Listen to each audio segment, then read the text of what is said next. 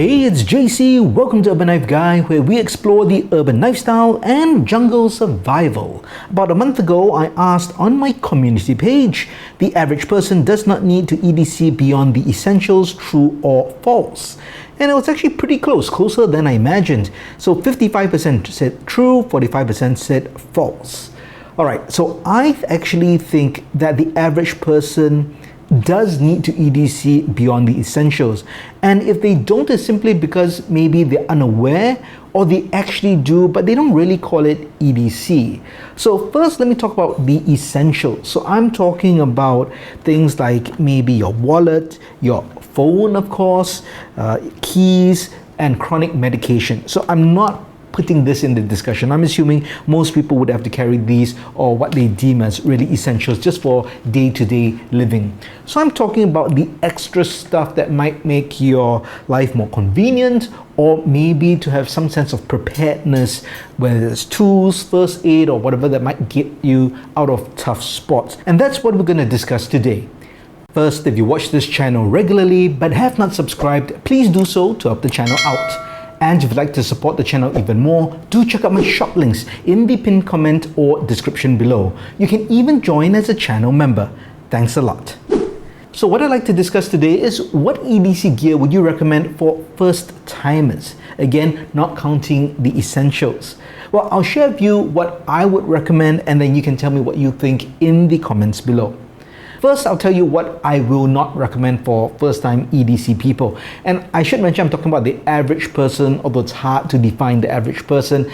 But let's talk about the average person who lives in an urban environment and maybe works in the city. So I'm not talking about people who necessarily work in construction or particular trade, because they may need tools, and more than likely they'll already have the tools on them. So I'm talking about people who generally may not be engaged in any heavy trade craft that may need tools, and they live in an urban environment, so they're not in a farm, a ranch, or something like that, where they will need certain specialized gear.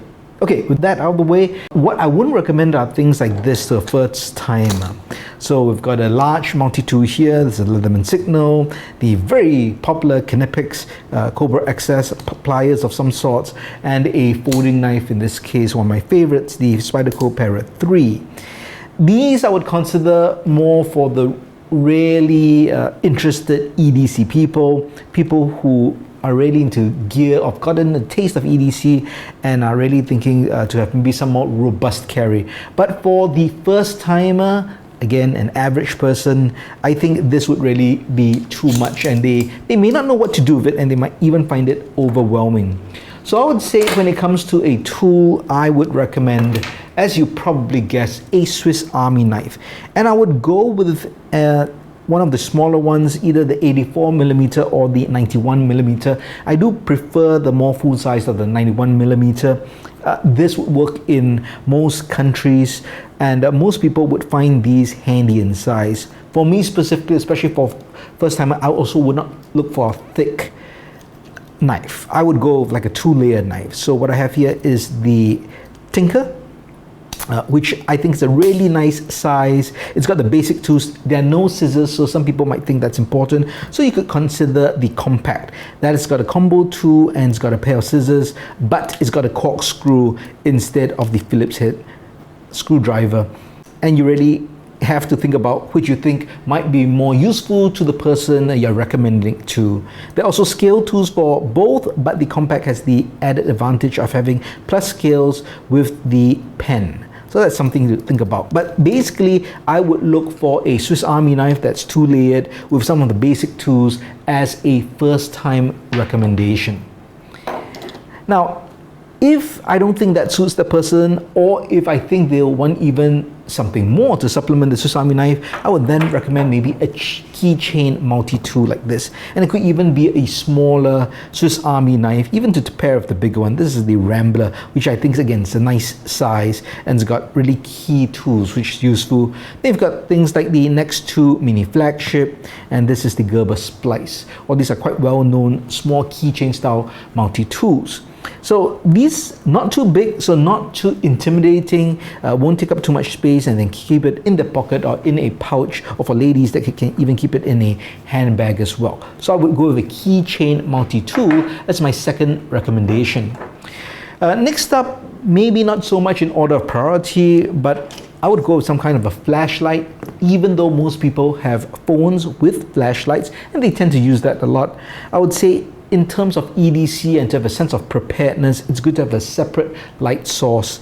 Again, if you're in an urban environment, if you're indoors and power goes out, you may not want to use up all the battery from your phone because you want to use that for communication or sending out messages. So having a dedicated light source would be recommended. You can go with something small like that, really keychain size, or something like a AAA battery sized light. So these two still very handy, don't take up much space. And you notice one of the trends I have here is smaller tools, not too big. I do not want to kind of weigh them down with EDC and recommend heavy pouches which they would be turned off on. Now, I would also maybe look at some specialty cards depending on the person and recommend them accordingly. You've got something like the Swiss card. This is the nail care version. You've got the great pair of scissors over here. You also have a nail file instead of a knife. And then you've got a magnifying glass, plus scale tools, and also this Quadro tool, which has different bit drivers there. So again, it could supplement either a Swiss Army knife or a mini tool. This is a cable card. I've shown this several times. And basically, I think it's a very useful tool in terms of just having a variety of connections. Now, this might be obsolete in maybe 3 to 5 years time in terms of the connection heads, but for now this can be quite useful in a digital urban environment. And so I'm sure you might find other similar card tools that might be useful, but I just put it in there, some kind of credit card size tool. Also quite cool to play around with to get them into EDC. One thing which I think could be quite important is first aid. Now, I'm not talking about chronic medication, but some kind of a first aid just for little boo-boos, and it's just good habit. Now, obviously, you can carry as little or as much as you want. I don't think there's such thing as too much, but you have to weigh it with how much you want to carry, how you're carrying it. So it could be as simple as just carrying a few plasters, or having a bit more like this, or even carrying a first aid kit. But getting into that habit of carrying some first aid, I think, can't be a bad thing. Now, finally, if I think that they want to get even more into EDC and they have a sense of preparedness, or they do like that aspect, I'll actually recommend some kind of emergency kit. And I won't say survival kit, but emergency kit. And it could be something as simple as this, right? Either you make it for them, or you show them this, and maybe they might be inspired to make it themselves. Or you know what?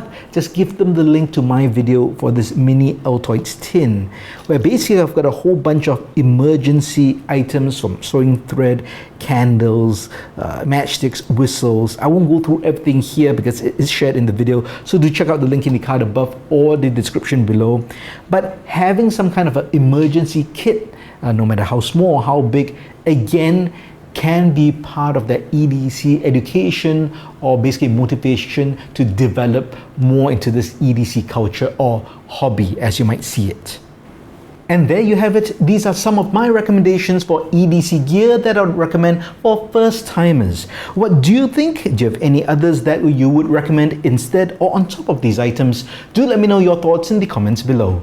If you liked the video, please give it a thumbs up. And if you like the content in general, please subscribe to the channel and hit that notification bell. Thanks for watching. Talk to you soon.